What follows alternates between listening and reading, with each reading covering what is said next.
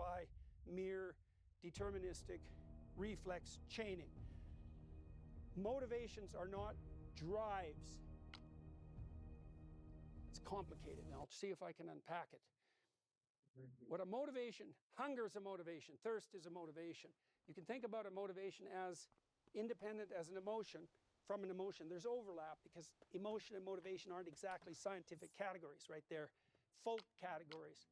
But for the purposes of our discussion, we'll define a motivation as a instinctual goal. That's a better way of thinking about it. So you're hungry. Okay, you're working at home and you start to become hungry. You notice. How do you notice? Because a new story pops into your head. Well, what's the story? It would be a good idea to go into the kitchen and find something to eat in the fridge, right? And then that, as you become more hungry, that becomes more insistent. It attempts to take a grip of the perceptual structure within which you frame your attention, your action, and your emotions. You start thinking, it would be a good idea to go get something to eat. That's a tag of positive emotion. It's starting to become, my hunger is starting to become unpleasant, right? So you can see there's a competition between the frame of reference that you're using, let's say, to organize your work, and this emergent motivational state. At some point, things switch. Are you in a deterministic state then? No, you're navigating under the influence of a biological system whose goal is satiate hunger. Okay, is that deterministic? That's deterministic elements. You know, the more ancient a motivational system is, the more it's associated with behavioral patterns that are, if not instinctual, at least very easy to learn. The longer across evolutionary history a motivational state exists, pain, for example, the more it comes equipped with a panoply of relatively at-hand behavioral and attentional mechanisms that it can put into play when it gets you. A toddler is a sequence of motivational states, an unintegrated sequence of motivational states. What are some motivational states? Hunger, thirst, sexual excitation, pain, play. Those are some of the basic motivational states. Exploration, defensive rage, although anger is also arguably an emotion because you can feel it in relationship to a goal, but it can also signify a target. That's why motivations and emotions aren't exactly a clean category. No. The older and more profound the motivation, the more ancient the neurological system that mediates it. Many of the fundamental motivational states, conceptuals, are hypothalamic. The hypothalamus is a brain area that sits on top of the spinal cord, provides the first order abstract integration of increasingly complex spinal reflexes. The hypothalamus mediates hunger, thirst, temperature, excretion, defensive aggression. That's one half, but the other half mediates exploration. The hypothalamic system that mediates exploration is the root of the dopaminergic system. The dopaminergic system is the biochemical system that underlies positive emotional. That's how old it is. That's how old exploration is. Pain is in its own little world, as is anxiety. Those are also very primordial brain systems, but they're not hypothalamic. So this frame of perception is susceptible to grip by motivational forces. And it's useful, the frame, it's a cybernetic frame, it's a phenomenological frame, it's a perceptual frame, it's a story. It's also a steerable personality. Okay, it's all of those things at the same time. Think about what you're like when you're angry, right? It's a complex system. It's simplified compared to what you're like in a state where you're not dominated by a singular motivation, but you have many options at hand when you're angry, right? And the world takes on a particular kind of phenomenological reality when you're angry. Things tilt very much in the negative direction. For example, if you're arguing with someone that you hypothetically love, almost everything that will come to mind when you're angry is negative, right? And all the things that you might hope to enjoy in a playful manner will disappear in favor of dominance and defeat, right? The motivational state of which your goal makes everything that interferes with it irrelevant, including your memories. And maybe you'll snap out of that, hopefully, and you'll think, what the hell is that? That's a useful question. Nietzsche, after he announced that God had died in 1850, the consequence of that high order disintegration would be roughly threefold: descent into nihilism, fragmentation, proclivity to move to alternate polarized belief systems, ideology. He was particularly concerned with potentially the rise of nationalism, but also with what eventually became communism. Or he thought we could create our own values. The psychoanalyst came along and said, what makes you so sure you can create your own values? You're not in your own house. Right? So you can think about yourself cycling through a sequence of possessions, right? And that's very useful. Ask yourself, just what is the nature of this spirit that possesses me? And you can reduce it to a biological drive, but motivations aren't drives. They're sub-personalities. They have not only a viewpoint in terms of goal, in terms of how the world lays itself out, the whole phenomenological field, the story, they also have a history, social and biological, and they have a, what do you say, they have a mythic nature. Many archaic gods, Ares, Eros, are personifications of motivational states. Ares being, for example, the god of war. And so, just like real world mobsters are said to act like Hollywood mobsters, you, when you're angry, imitate the culturally patterned personality of anger that has called out to you to imitate in the course of your life. And that's what possesses you. A constellation of possession by negative motivational states, you could think of something that's a clock in the morning. Right. Very useful that these states are alive with will. Every drive attempts to philosophize with its spirit. That's right. Very smart. So it's not, I'm not angry in a driven way. I'm angry in an entire world constructing manner. Right? It transforms my perceptions, it transforms my goals, it transforms my patterns of attention, it changes my memories, it brings different words to the forefront, it brings different fantasies to the forefront, it lays out an entirely different world of options in front of me, and God only knows what it is at its base, right? So the psychoanalysts came along, especially Jung, but Freud to begin with, who noted all this formulated the concept of need, right? That panoply of biological drives, Freud concentrated on self-expression that have their proclivity to have their way with us rather than the reverse.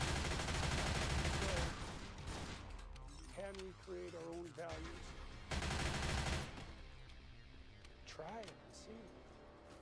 So that was Eve's temptation, which is a story we'll get back to. Right in the Garden of Eden, God tells man and woman that they have full freedom to explore and use, except they're forbidden to incorporate the fruit of the knowledge of good and evil, right?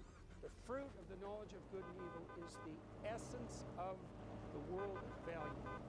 Eve falls prey to the temptation to make herself like God by creating the world of value that surrounds her. And as that story was elaborated across the centuries, the spirit tempted Eve to rebel against the intrinsic moral order and to establish her own was associated with Lucifer, who's the spirit of the overweening and prideful intellect, whose fundamental motivation is to usurp. Right. Follow the moral order. Find the moral order. Abide by it. Do not create the moral order. Right? That's the fall. Pride goes before a fall. The fall. Garden, chaos, reintegration. That's the biblical story. That's a meta-narrative. That's a hero story. That's a story about how a frame collapses and transforms, right? Those are the stories that compel us most particularly as we not only encounter obstacles to our goal-directed pursuit, we encounter obstacles that are so profound that they force us to transform our pursuit. Right. So, and out of that failure, I said, it's not only a failure of strategy, but a failure of frame, growth, make itself manifest. Yeah. But so can how do you avoid the transformation, culminating death, and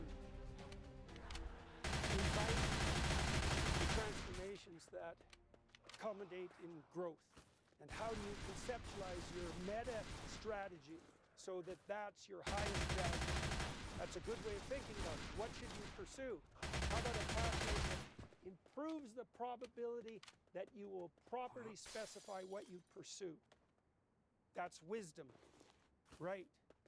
There's a way of doing things, right? So no matter what you attempt in your life, you know, if you push yourself while you're doing it so that you're challenged in an adventurous way, then you put yourself on the edge of development and you facilitate your vision and you increase the capacity of your intent. Right? And that's signified, once again, that's signified as you would expect by a sense of intrinsic meaning. How can it be that the meaning that orients could be anything but aligned with the process that compels us or invites us to develop? What sort of creatures would we be if our deepest instinct for enthusiastic orientation wasn't in line with the pattern that made us more than we are? We just fail. So, one of the advantages of the phenomenological view, the psychological view, the narrative view, is that it makes what matters rather than matter primary. Right. Husserl. The world you inhabit is constituted by your goal. The world you inhabit, the world of experience that you inhabit, that's... Now Heidegger, after Husserl, Heidegger decided that if the world of experience was intentional and there was nothing more primary than the world of experience as it makes itself manifest in consciousness, so that's your experience, then there was no difference between experience and being itself. And that was Heidegger's transformation of Husserl's thought. So being, in the manner that we're going to use it, is necessarily being towards an aim. The question then arises, what's the proper aim? The word sin, this Martian Greek, means mystical, misaligned aim. If the world is making itself manifest in a manner that's unacceptable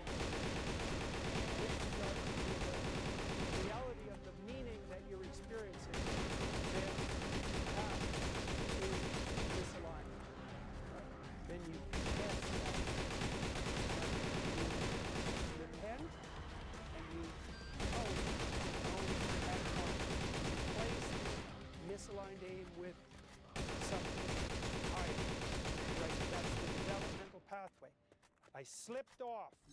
Where did I make it? I made a mistake. Where did I make it? How can I rectify it? How can I use what I learned when I investigated my error to reconstitute my aim so that the misalignment vanishes? Implying that there's an aim that's not misaligned. Right. That's partly what we're going to investigate. How might you define an aim that's not misaligned? How would you put aims in sequence? How would you hierarchically arrange them? How would you construct a set of frames, right, that extend optimally upward in a manner that improves as you implement them? More to that. That incorporates the future, your future, that incorporates other people, right, in some harmony, right, so that you're not at odds with your future self or with the other people that you're cursed and fortunate to spend time with.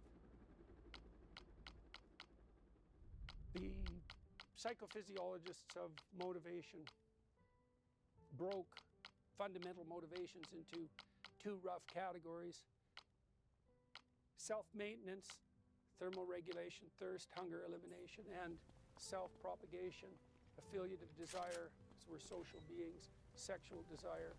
It's just a way of categorizing these underlying, what would you say? It's like a society of subordinate, sometimes superordinate personalities that have to be organized into a wise council and put in their proper place so that you can move forward in a manner that's upward, sustainable, and social, right? Very tight set of constraints, very tight, nothing arbitrary about it, nothing relativistic about it. There's very few parameters there are very few solutions that fit that set of parameters, right? Has to work for you so that you thrive. Has to work for you so that you thrive now and in the medium run and in the long run. Has to work for you now so that it works with the other people around you so they thrive in the medium to long run. So you all do that together so that it improves, so that you're enthusiastic, so that your negative emotions are properly regulated, right? A very tight set of constraints. Children attain that according to Jean Piaget when they're playing, right? So that's a good thing to know with regard to your life. If you're doing something right, you're playing. Right, right. Fragile motivational state, an integrated motivational state, but one that signals the proper element of integration. And I already defined proper for people who are thinking relativistically, right? Has to sustain itself in the medium to long run. That's life eternal, by the way. It has to improve as you play it. It has to incorporate other people, right? Hard, that's a hard set of constraints to manage.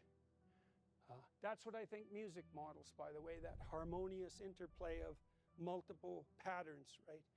Think about people dancing to music. You have the patterns that are laying themselves out. They're all harmoniously integrated. They're all moving towards an end. Everybody is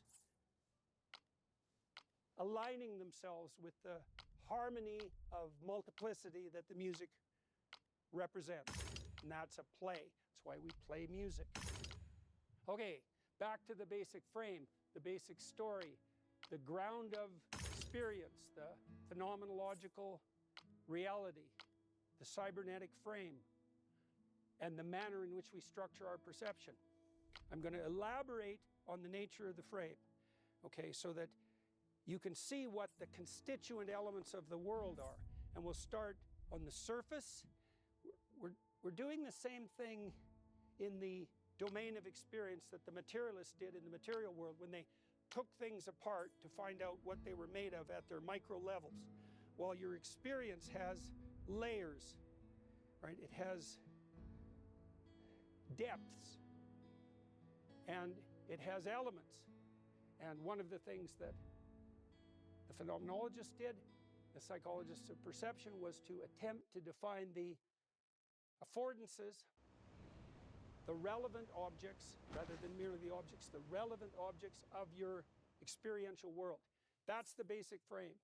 Point A, point B, the strategy for movement forward. It grounds out in action, right? So it's not an infinite regress, right? So that's a good thing to know. It stops being abstract when you act. So, and your action is the indication of what you believe. That's the basic frame. What is, what should be. That's the basic story when you describe it, right? The frame isn't a story. The story is the description of a frame. Right, right. Okay, so what do you see when you're moving from point A to point B? We know this, by the way. Almost, I'm doing my best to tell you things that I know are valid from a narrative and a mythological perspective and from a scientific perspective simultaneously. Part of what I'm doing on here, image, is work done by called a visual approach to an ecological approach to visual perception. He never defined himself as a phenomenologist or a cyberneticist. That doesn't matter because isomorphic. So, and his insights, especially the relationship to emotion, were elaborated by a neuropsychologist named Jeffrey Gray, another one named Jaak Panksepp, who were the greatest neuropsychologists of the last half of the 20th century by a lot. Gray integrated 1,800 scientific papers into his book.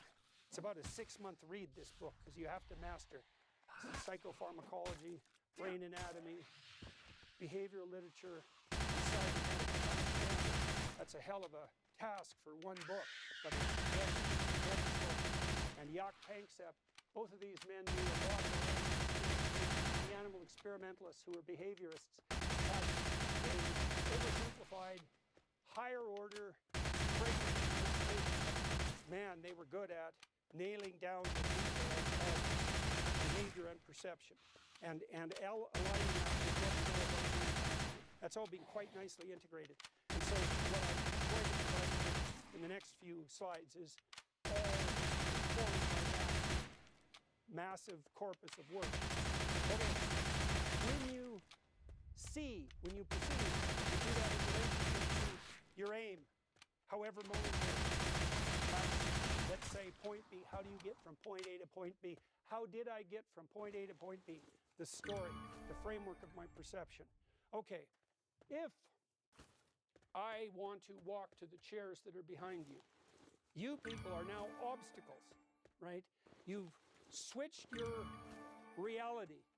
And if I'm impelled by emergency to beeline to a destination immediately behind you, you're in my way, right? You're an obstacle. You're targeted with negative emotion. You know that when you curse someone when you drive, right? Everyone does that. And why? Because you experience emotion in relationship to a goal. And so, and you do that in a pretty simple and heuristic manner. If you're busily going somewhere and an old lady with a walker crosses the street, that's annoying. And you might think, well, what the hell's wrong with you? Which is a good question. But the brute reality of the situation is that if it's in your way, it causes negative emotion, right? If you can use it to move yourself forward, then it produces positive emotion. So your emotions are calibrating systems like the error detection mechanisms on a cybernetic system that tell you when you're on track and moving towards the goal and when you're deviating. That's a good way of thinking about how emotions work. And that also describes to some degree the danger of it, because if you're operating in a narrow frame of reference, something immediate, you can subordinate hierarchy. I shouldn't treat you like an obstacle no matter what. Well, no matter what. I'm rushing to the hospital, are you an obstacle? Well, that's a moral question, isn't it? How do you balance the realization of someone else as valuable in relationship to a higher order goal when you're pursuing a lower order goal where they're unattainable. To understand that, we'll have to understand how stories are connected, which is something we haven't yet discussed. What do you see in the world? This is so cool. What do you see in the world? So how does the world make itself manifest phenomenologically? Right. Remember, we're hunting animals. We exist on a throwing platform, right? And that's age-old.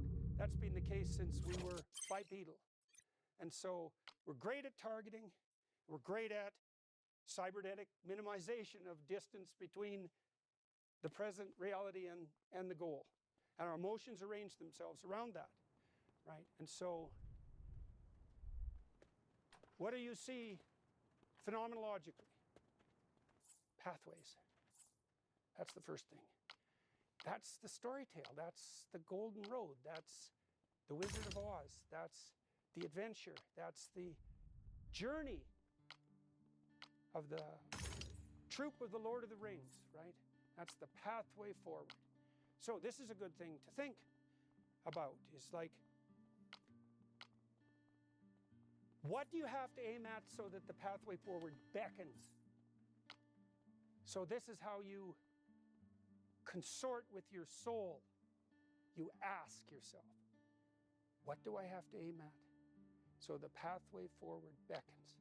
Right? This is a negotiation, a dialectical negotiation. Remember in the Pinocchio movie when Pinocchio's conscience first shows up, right? Jiminy Cricket, JC, Jesus Christ, right? Jiminy Cricket was southern US slang for Jesus Christ, JC. Why would JC be a bug? Because some things bug you. They get under your skin, right? They irritate in a direction. And you can ignore that and you can suppress it, which is what Jonah did before he ended up in the belly of the whale, like Geppetto, by the way. You can suppress that, or you can engage in a dialectic. In the Pinocchio movie, Pinocchio engages in a dialectic with Jiminy Cricket. He starts out the cricket as a tramp with no home. And the first advice he gives is cliched and sloganeering.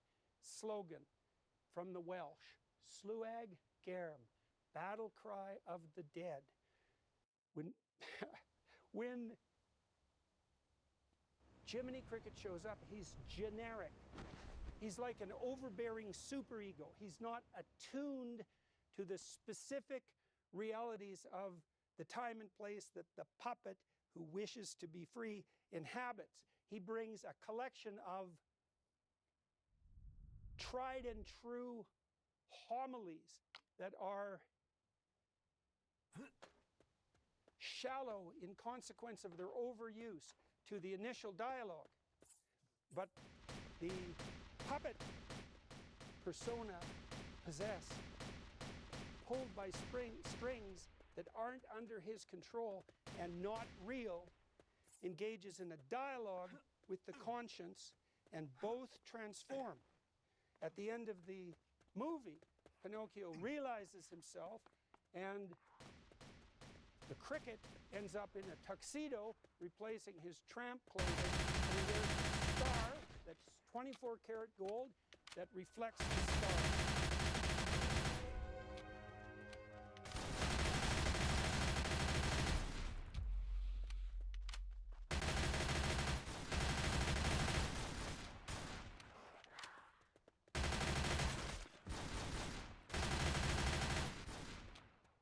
Jung, the great psychoanalyst, he said, modern people, that's worth thinking about for the rest of your life. The Sermon on the Mount is the longest discourse attributed to Christ in the Gospel, containing the central doctrines of Christian faith. Thy kingdom come. Well, that would be good. You might say, well, what is the shared goal that should unite a whole society or a person? And that's partly what the Sermon on the Mount is about. It's like, what should you be aiming at? Well, something like the city on the hill. What's being outlined here is the best approach. This is the best approach in all possible ways. There's this tremendous emphasis in Christianity on embodiment. That's why Christ is a carpenter, not a thinker, not a priest even. It's a pattern of behavior to emulate, to act out, to embody. What we're laying out is a landscape of faith, right? Should you aim up or down? That's not a question you can answer by sifting the evidence. And that's where the element of faith comes in, is that regardless of the catastrophe of existence, I will do good. What you want to do is welcome the unknown with open arms, because it can teach you and change you into what you could be.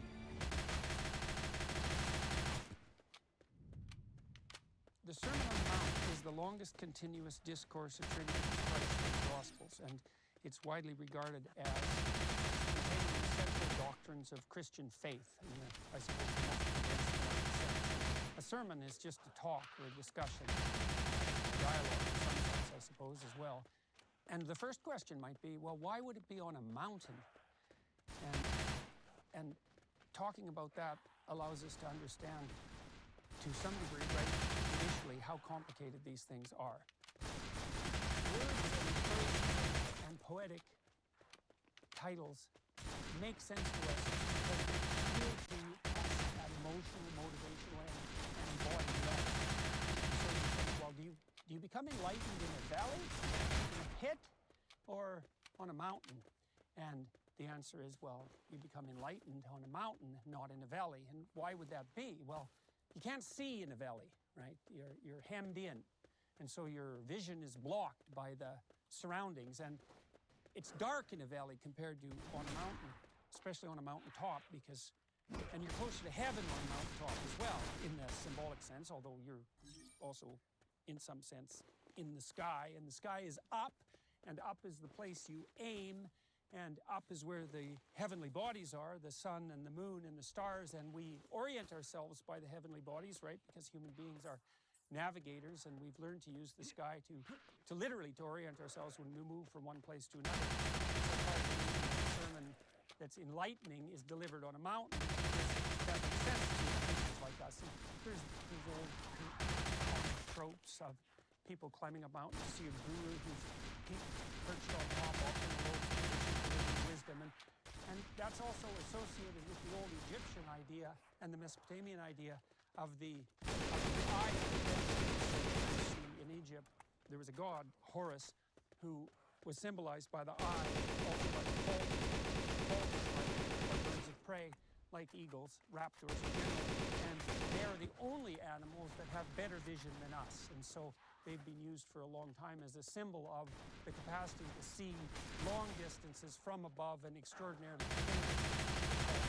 to fly above everything, as well as having great vision. And if you remember The Lion King, the movie The Lion King, there was a little bird in there named Zazu.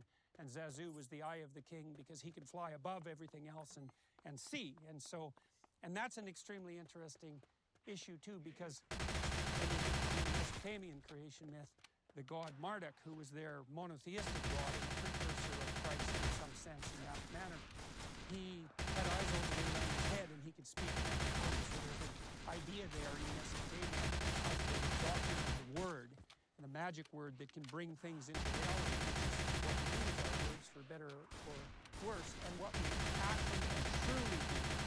Because what you say changes your destiny, changes the destiny of people around you, and that's really worth thinking about. You just have no idea how deep that truth goes and how much role you play in shaping the way the future transforms itself into the present and the past as a consequence of what you say. It's a core element of Christian doctrine that the word is the fundamental creative process that brings order into being out of chaos and potential. And you participate in that. That's part of why in Genesis, in the first chapter, God uses the word that is true and oriented by love to bring about the habitable order that is good, and then makes the rather radical proposition that men and women are made in that image. And so you can think about that in your own life. So the idea of love is that despite suffering and malevolence, the world is worth supporting and working to improve. And that's a real tough commitment, though, that your life is tragic and that it's contaminated by your malevolence and the malevolence of other people. It can make you bitter and resentful and destructive.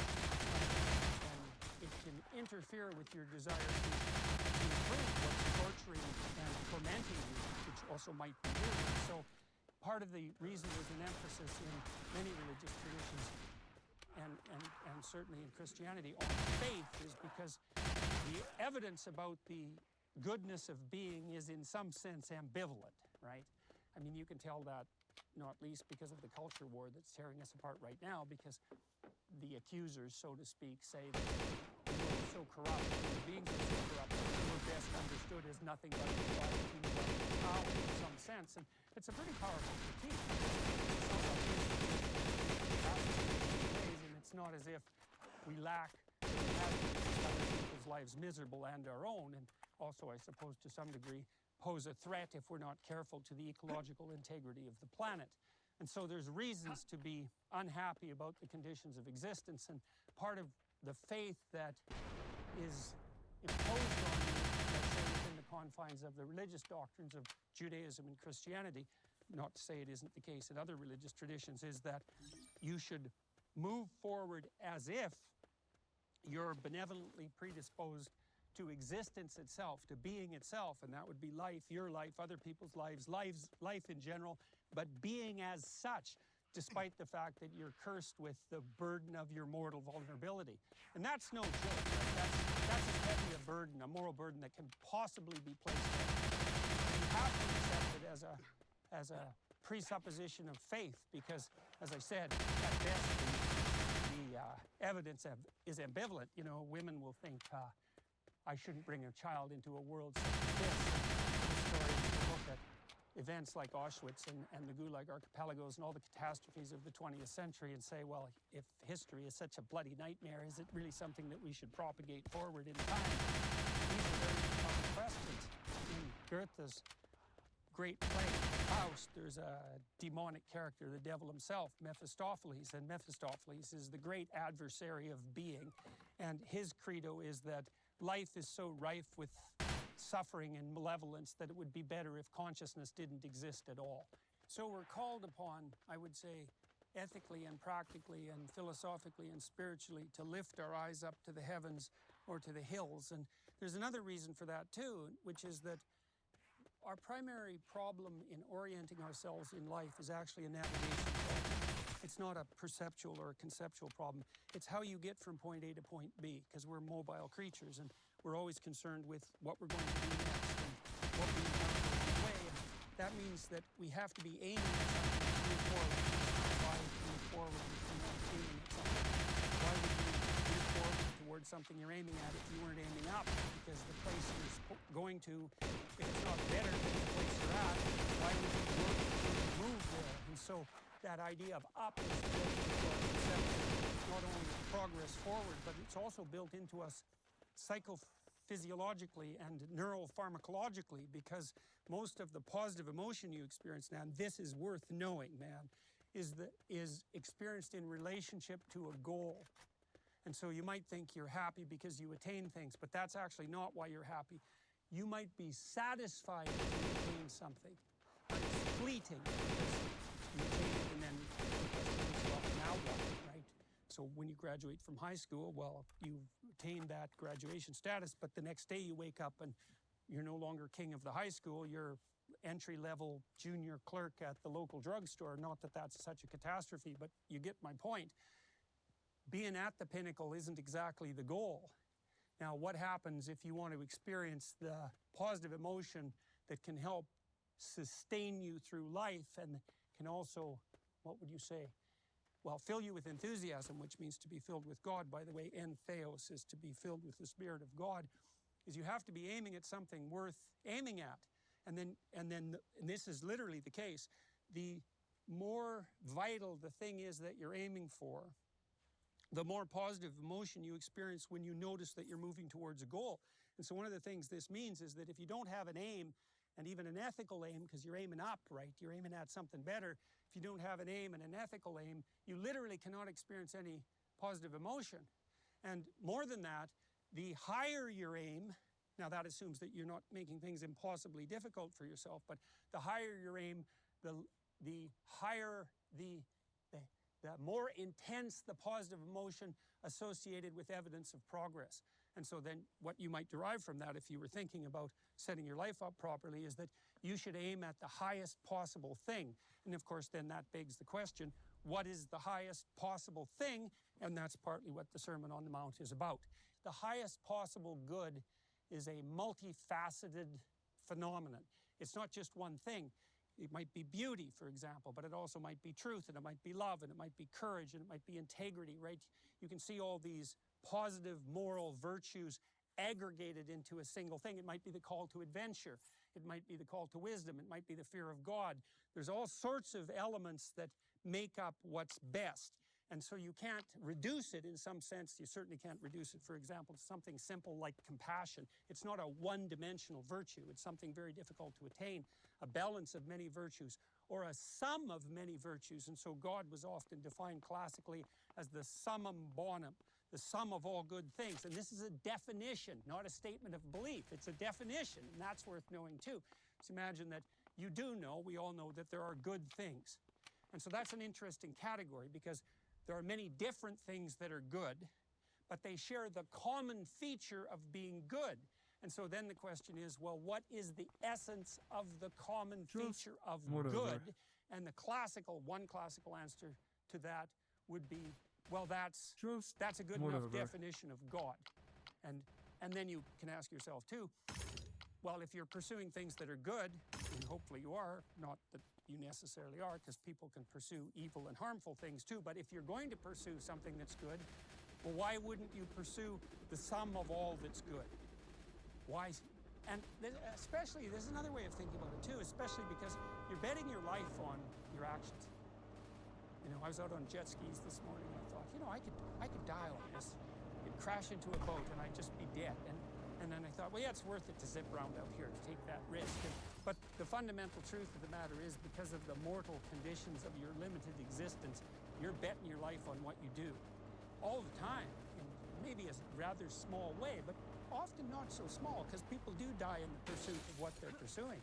And so you might ask, well, what's worth betting your life on, betting your sanity on, betting your family on, betting your future on? And why should it be less than the sum of all that is good? Why would you do that? One answer is because it's a heavy responsibility to pursue the highest possible goal. Well, I'm afraid of that responsibility, and fair enough, but if you think I don't want that responsibility, you might want to think again, because it's obvious what you have on your side justify the miserable life for yourself. You know, we all are very aware of our own flaws. We're also very prone to torture ourselves with our own consciences. And probably we have more to ourselves than we do to other people. Like narcissistic are much harder judges of themselves than they are of other people. They're often less likely to do good things for themselves than they are to do good things for other people. And that's because they're acutely aware of their multitude of flaws.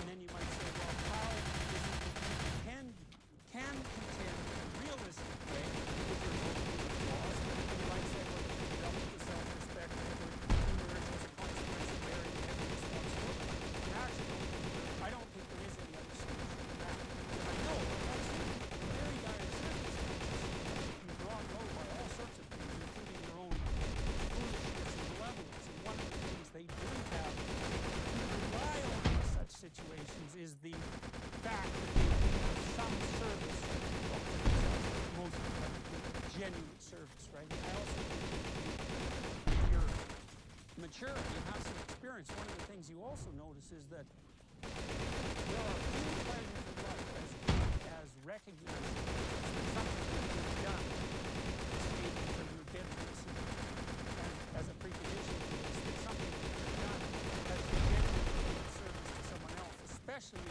service to their continued development. And so, you know, there are a lot of cynics about people who run businesses, for example, that you're just exploiting your workers. The bloody Marxists think that all the time. But if you run a prosperous and reasonable and productive and generous business, one of the true pleasures, it's the same if you're an academic or anyone in a position to mentor, one of the genuine pleasures of life, and it's a deep pleasure, is the opportunity to take young people who have real promise and to open doors for them and help their development. And that's a much deeper pleasure, and also a much more useful solve for your conscience than any trivial profit you might derive from exploiting them, which is also not a very effective or efficient way of dealing with anyone around you. He's like, if I can cooperate with you and we can align our interests and I can help you move forward and you can do that, vice versa, even if you're in a junior relationship to me, we're going to do way better together than we are if I'm just telling you what to do and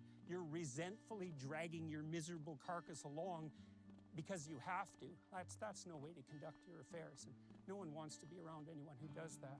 And so the responsibility is, it might be worth the effort and the attempt, you know, and there's other reasons to think that too. So imagine that you go different places and you do different things, and one of the things that happens as a consequence of facing that challenge is you start to develop, because you get more informed, right? You meet more people, you have a wider social network, you learn more skills, you gather more descriptive information, you flesh out your knowledge of geography and philosophy and history and beauty and all of that. That's all information.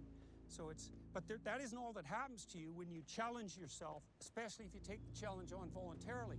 So one of the other things that happens is if you stress yourself, challenge yourself physiologically, so you put yourself in situations that you hadn't been in before that demand something new of you, new genes turn on and start to code for new proteins, and they build new parts of you. And so it's as if there's a reservoir inside of you of biological possibility that's a consequence of your inheritance in the deepest sense, but it will not be transformed into actuality unless there's a demand. And then you could imagine further that maybe you're facing a challenge and you don't want it, right? And you reject it, and so you're afraid and you're running. Then the genes that turn on inside you are going to turn you into a prey animal and something that's hiding. But if you face that voluntarily, then that puts you in an entirely different psychophysiological state. The data on this are quite clear. And that's going to craft you into the sort of person who's more and more able to voluntarily confront larger and larger challenges. Given that the basic challenge of your life in some real sense is to not allow the weight of your mortal vulnerability to embitter you and drag you into hell. I think that's even a more pertinent threat than death. You better be set up for the challenge, and everyone faces this in the most fundamental sense, right? Betrayal and death and old age and all the things that are classic elements of the catastrophe of existence.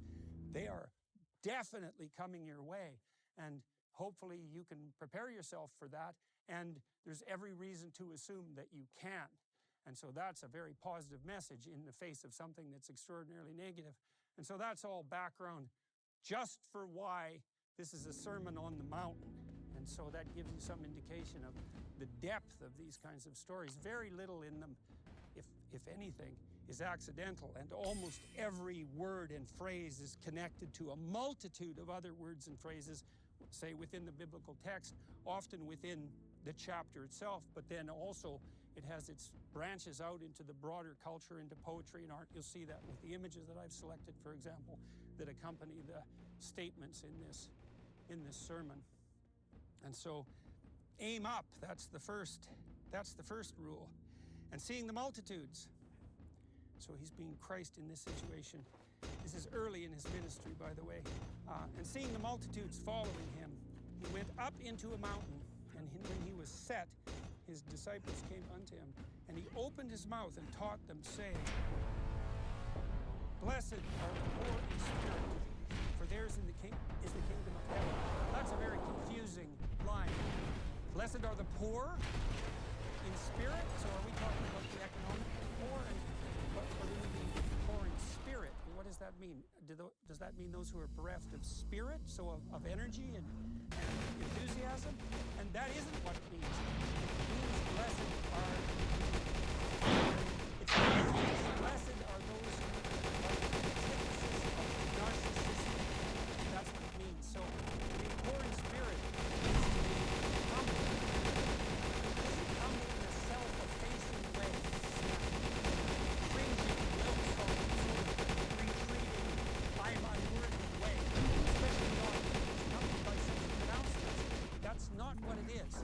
What it is instead is that there's an immense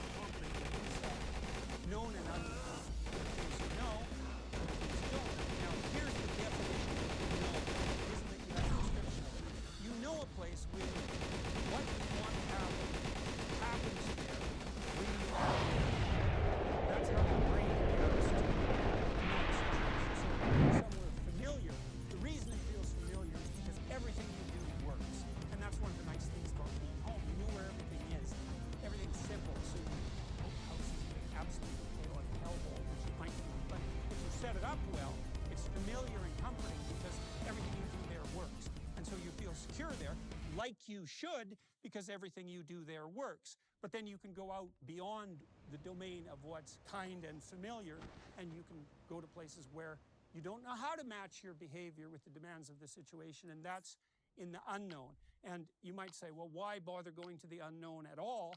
And there's a variety of answers to that. Is, well, do you want to just stay in your house? And the answer to that's probably no.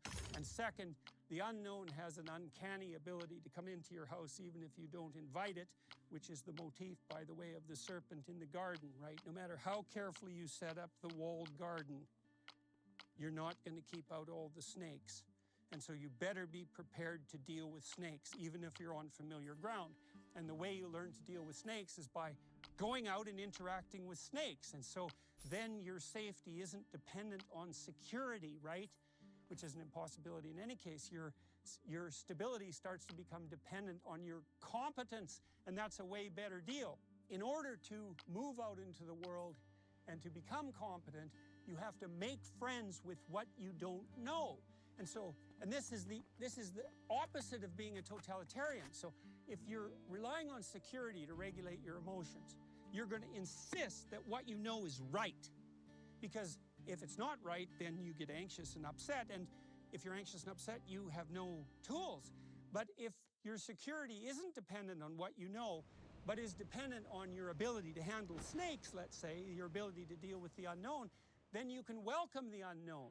And so why should you do that? Well, first of all, you're not going to escape from it because it's going to come visit you at home, no matter how secure you are. You know, even if you just stay at home, at some point you're going to get ill. And then, well, in come the snakes. And if you're not prepared for that, well, all hell's going to break loose. And so there's no final security in being a human being. Insecurity. It's like tyranny and authoritarianism, mindless rule following is insufficient, even though careless rule breaking is also not helpful.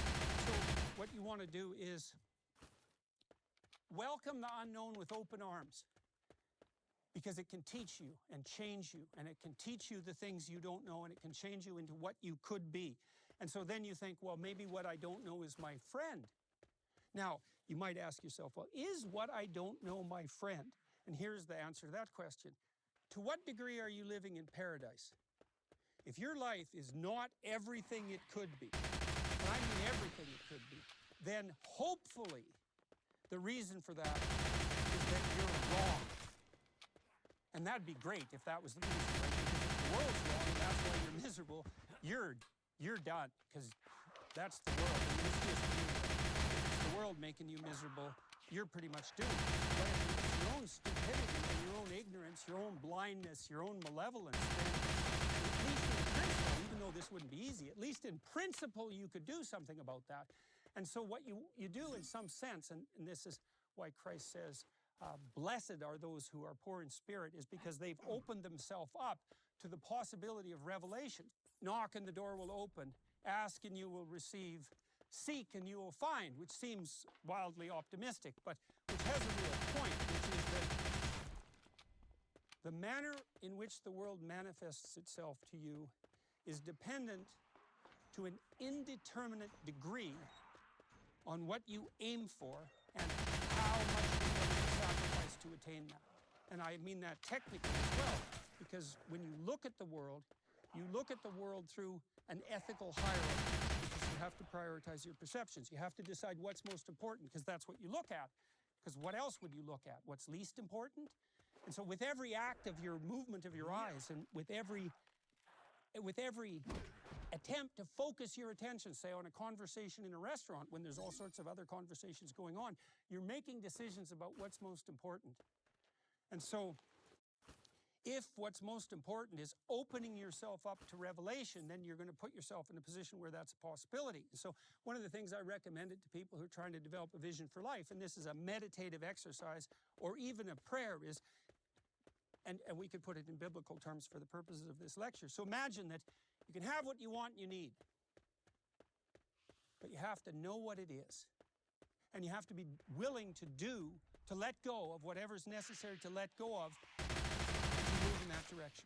And the more you're willing to let go, and that's a sacrificial motif, the more you're willing to give up to move in that direction, the higher the probability you'll move in that direction, and the more clearer your vision is with regards to what you want, the higher the probability. Well, that makes perfect sense, right? How are you going to orient yourself towards something if you don't know what it is? And how are you going to attain something difficult if you don't put in the requisite effort? No one with any sense would ever presume that either of those things were possible without doing both of those things. And so the exercise asks you to spend 15 minutes, first of all, imagining, okay, here's the deal. You get to have what you want and you need in 5 years from now, within the bounds of reasonable rationality, right? But who knows what that is, because God only knows how far you could go in 5 years if you were all in. You could go a long ways. But let's be reasonable about it. You can make another plan in 5 years if you're radically successful. If you could have what you wanted, what would it be? And it's a bit of a vague question, so we ask people to answer it more specifically. What would you want in an intimate relationship? What would you want in friendship? What would you want in your job or your career? How might you educate yourself? How would you take care of yourself mentally and physically? What would you do with your time outside of work? Remember, you get to have anything you want here within the bounds of your limits, let's say, and even the limits of your imagination. Just what would that look like? Well, that's an opening up to revelation. You think, well, you're asking yourself this question. Well, that's an interesting thing, right? It's like, why do you have to ask yourself a question if you could hypothetically generate the answer? Why isn't the answer just there? And the answer is, we don't know why. But it's clearly the case that you can ask yourself a question and then you can get an answer. That's what happens when you think. That's the revelatory element of thinking. And we think up those answers. But the religious presumption is something more like, well, no, the thoughts enter the theater of your imagination because you've opened yourself up to the revelation, and that isn't you in any real voluntary sense. In some sense, it's almost as if it's something external to you because you didn't have the answer, and you posed the question, and now you have the answer. And you know how that works, too, because you can get an answer that manifests itself internally, and sometimes it clicks, right? It's intuitively appropriate. It matches you in some fundamental way, and you think, oh, yes, of course. And, well, that's a revelation. And then that's part of thought. First part, ask yourself a question. The second part, receive an answer. The third part, dissect and analyze the answer and maybe compare answers and maybe do that in dialogue with other people. And that's thought. But all of that's predicated on the initial openness to the receipt of the revelation. And so this is such a cool idea that the more of your own ignorance and insufficiency you're willing to admit, and that's a painful thing, right? If you go right down to the core of why you're much more useless than you might be, you go right to the core of that, the deeper you go down, and that's in some real sense an admission of your sins and inadequacies, the more likely it is that you'll receive an answer that will rectify that. And I think, well, that's the first line. I think that's literally true. I think that's almost all you do in psychotherapy, for example. It's like, what's wrong with my life? Now, some of that might be, you've been terribly hurt by other people, but maybe you need to fortify yourself so that won't happen anymore. And you may have all sorts of physical and psychological problems that are intrinsic to you, but it's still the same issue. You still have to contend with those weaknesses, and you've probably multiplied them stupidly in all sorts of ways. And so you got to put yourself down, not in a demeaning sense, but you have to strip yourself of all your presumptions and your pretensions, especially when you're dealing with the worst problems that you face, because the worst problems you face are in some sense directly proportionate to the most blind that you are, right? Or God, wouldn't it be lovely if that was the case, that was the reason you had serious problems, is because that's where you're most blind. It makes sense, eh? Because you'd be most afraid there and also most unwilling to take remedial action. And so you really have to humble yourself. And it's supposed to be a private act, too. This isn't something you do and sort of expose your vulnerability to other people, although there might be circumstances under which that's appropriate. You're really doing that for yourself. Like, what the hell's wrong with me exactly? And that's a terrifying thing, too, because that means you have to admit to yourself that you are unhappy. And that's the first thing a tyrant does, by the way, is forbid you to be unhappy. And so you might be a tyrant to yourself in that regard. You have to admit to yourself the depths of your misery and your longing and the bitterness that might go along with that. And then you have to associate that with all your insufficiencies and your errors, and that might involve a real detailed analysis of your past. That's something like a confession of sins. And the more you do that, and this is literally the case, the more open you are to a corrective revelation. And so Carl Jung, the great psychoanalyst, he said, modern people don't see God because they don't look low enough. And that's worth thinking about for the rest of your life. So that's a great opening. These are the Beatitudes, by the way. That's what this section of the Sermon on the Mount is known technically, the blessings. And it's very strange conceptually, this part of the document, and this is true of the Bible in general, is that it brings polar opposites together, right? So it lays out some of the elements of the catastrophe of life, and then it says it's in this twist. There's a twist here that makes the acceptance of those catastrophes something that can be transformed into a blessing. And you see this exemplified most particularly in the meta-narrative of Christ's life, because Christ, of course, dies a torturous and unjust death at the hands of malevolent people, which is the worst sort of death you could die in many ways. But the story itself is contained in a broader narrative that the acceptance of that destiny, which is, by the way, a destiny that to some degree we're all prone to in some real sense, the more radically you can accept that, the higher the probability that you can fundamentally transcend it. And I would say that's an open question too, man, because we do know that the more you're able to contend with your own insufficiency, the stronger you'll get. And so then that is an open question. It's like, well, how far down can you chase that insufficiency, right? Is it all the way down to the fear of death, the fear of social rejection, the fear of insanity, because maybe those are the three cardinal fears.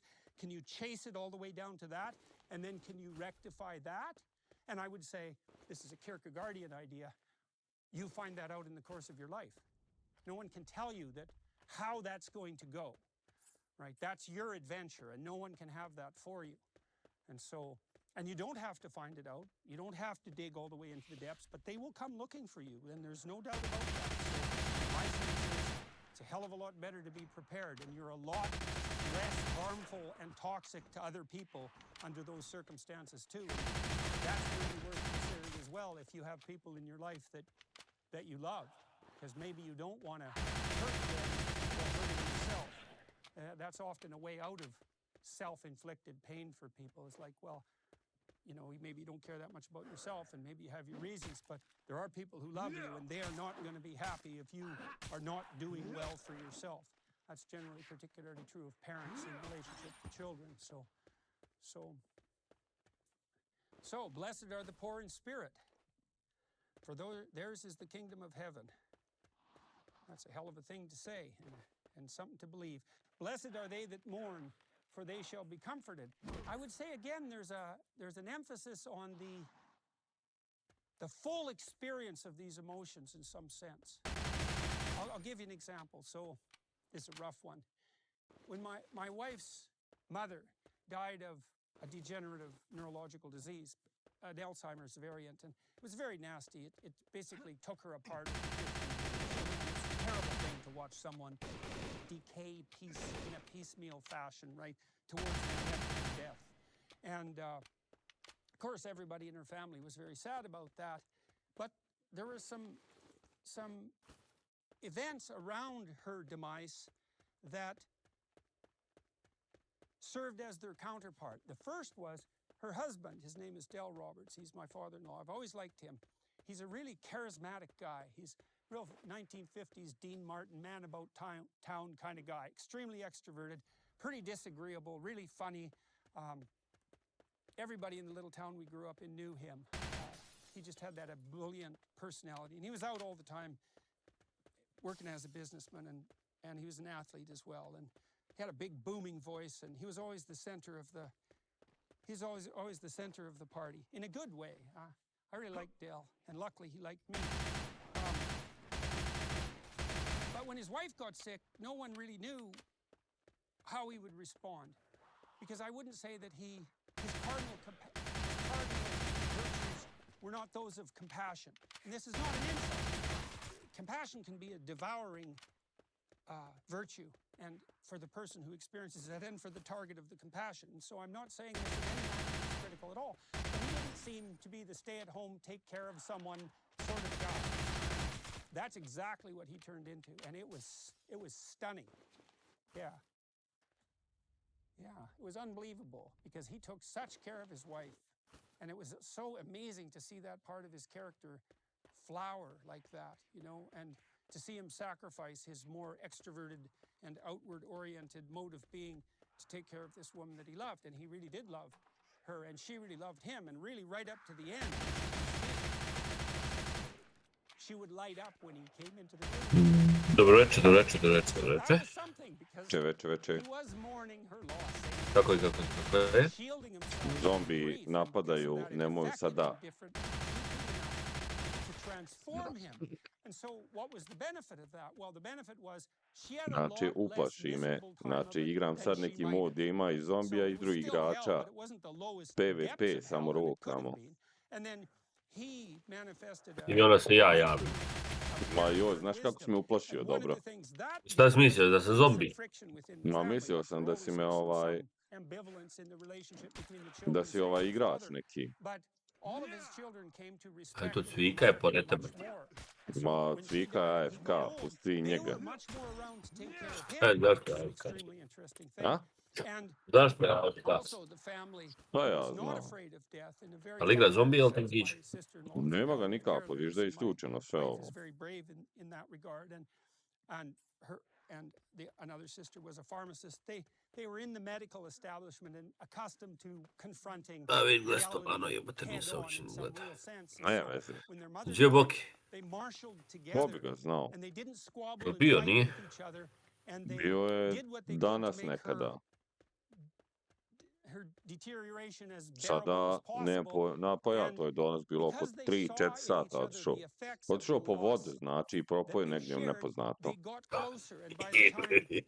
Propao u bunar. Ma jabolan. Upao u bunar, misle da ima ribe. And so one of the things they benefited from, because they actually experienced in some real sense the depths of their grief. Ja došao kući, sad sam se najeo. Znači, sad sam otvorio pivo, jedno rekao, idem sjest, ako uspijemo odigrat 5 bitaka, lupću se nogom u gujscu, lupću čelom o tastaturu, bog te vas. Da zaspem kao beba. Debalan, znači.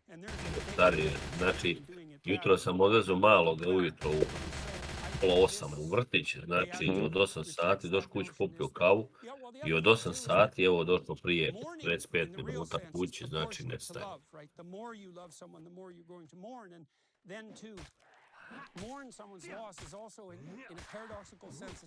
Znači, baš bi bilo dobro, znači, samo da ga zalegniješ, a ne da se zajebavaš ovdje. Ovo je pivo jedno, neko mi to je to. You also signify to yourself that in the depths of your soul, you regarded their existence as worthwhile. In the most fundamental sense, and their loss, Znaš šta ću treći, pametno ti je ta sa pivom.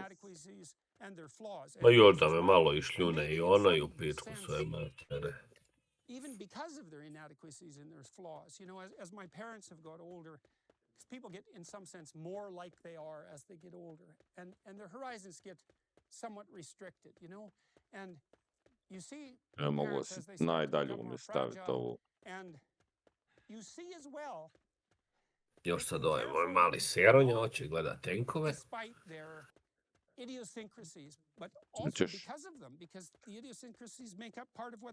Njega uvalit u krilo. Ajoj. And his notion, and Nietzsche knew this very well, is that you don't want to be thinking so certainly that there's a virtue without a corresponding vice. Right? And that something that you love about someone might come along with an attendant weakness that's a necessary precondition or an accompaniment for that strength. And I would say that's the same about you. And maybe you can work on those weaknesses because you have the strength and broaden out your personality. And I think you can, and I think you should. But it's still the case that when you love someone, you kind of take them. Ne znam da li da palim priču, ili da ne palim. Pali, šta, koliko imaš? 200 i nešto mada. Evo ga, ti znači sam pali. Ne znam šta je, u čemu je problem. A ne znam, hoću vodu. Uspjeti igrat sad. because of who they A? are, you know, Ma and their nije bitno. Bitno je samo ti da right, upališ as da well ti as da their onaj possibility. dobar So, matchmaking, blessed are the da se meek, izneviraš i for they prekineš shall posle 2 inherit the partije. earth. Da. That's a re-representation of the poor in spirit idea there, is that to be meek again isn't, I've read multiple translations of that word, and meek can mean, what would you say? It means not arrogant and narcissistic. That's the best way of thinking about it. And there's another way of To je attacking it. That's najbolje. a very deep idea too. So the notion of Lucifer, there's very little discussion of the nature of the satanic spirit in the biblical text. Bože Really, moj. a few lines, almost nothing. Almost the whole idea that there's Kako idu, an Nenade? adversarial Zombići. entity, Dokle si došao? satanic entity or Luciferian entity is sort of in the cloud of dreamlike imagery and story that surrounds the biblical corpus. So it's material, literary material in a real sense, outside Evo, of the biblical ubivam writings. se, znači, It's a figment of the imagination, so to speak, which doesn't mean it isn't real, by the way. The Luciferian spirit, this is Milton. Milton developed this idea more than anyone else. He believed that it was the untrammeled, arrogant intellect that insists that its rational assumptions are correct. And so you could think of the Luciferian, so Milton portrayed Lucifer as the highest angel in God's heavenly hierarchy, gone most catastrophically wrong. Lucifer means light bringer, and Lucifer was represented as the spirit of the Vagabond. intellect, and that's, in some sense, that's rationality itself. But it's not just ubio sam rationality. nekog It's vagabonda, the znači, rationality that falls in love with its own pretensions, and then bio elevates čovjek them zombi, to the jedan status of izašao mu God. iza And leđa that's the i... story of the Tower of Babel, for example. So when the people Ali who built zato the u Tower prošlu of Babel partiju build it, they build a meni je structure čovjek that tako attempts došao to iza leđa, replace tap, tap, God. tap. And the consequence of that is that no one can communicate. To mi je with bilo God najjače dok anymore. smo igrali These paintballa. fundamental categories Aha. become questionable, which is, by the Ti way, prošlo, ja exactly se ono, what's svi tamo happening se right bore, now. vam And tamo Babel, ratovi, the bog te, ti se Babylon, prošljaš which is okolo memoir, naokolo. but the word Ubiješ Babel Boga u is sebi dok se provučeš, onda dođeš s leđa. Tako ono, i onak staneš, ovak gledaš ga, ono, i gledaš, držiš ga nišano. I onak čekaš ga da se on krene da tebe skonta, da se krene okrenuti prema tebe, sam ga sašiješ. Da. Ništa slađe, prijatelju, ništa slađe. Is a lie. And that's what makes it a totalitarian state. And that's true of everyone, right? Parents lie to their children, children lie to their parents, wives lie to their husbands, husbands lie to their wives. Everyone lies about everything all the time, and that's why it's a totalitarian state. And so no one ever says anything Da, that's vidimo, real or znači, true, and no one can communicate. 68% radijaci, 69% radijaci i escape successful. Pobjegao sam, znači, ubio sam 2 vagabonda, 50 zombija. Joj, svakakih budalaština nabavio. Ja vičem, ajde, ko da znam šta si napravio. Ništa posebno. Ne, u stvari nije posebno dobra je stavka, uspio sam. Uspio sam pobjeći, znači imaš fazon, znači dobijaš ono, ja mislim, 0,1% svaki 10 sekundi.